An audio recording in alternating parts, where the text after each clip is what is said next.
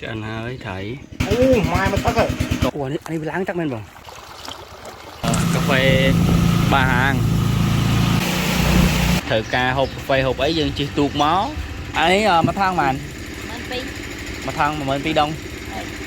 Chà mà thông đi mà thông màn. Mà mơn thèm. Ngon không? Ngon. Rồi chết thiệt. Ngon nhỉ? Ngon không?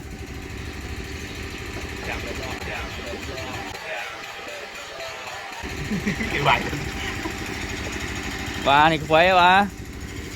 Phê nước bắn và bông bồn ai mò xạ lụa đội chiết ban.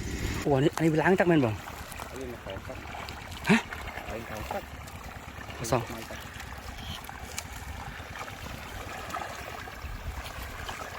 Trông dã giật thấy nè.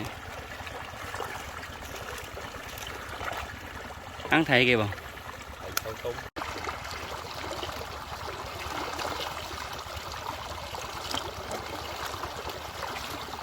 Cả vật để trang khăn tẻ phật đấy.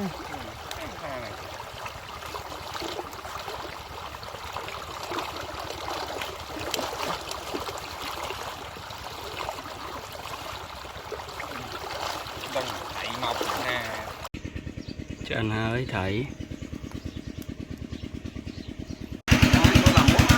Và đi tăng thì phí và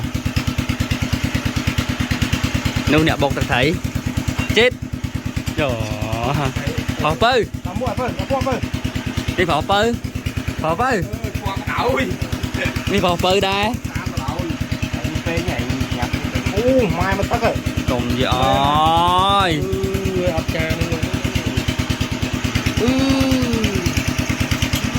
cái vùng mua bánh thẳng mẹ anh lúc mê trong phơi và mê đi mê thông mê trong phơi thông Lo cái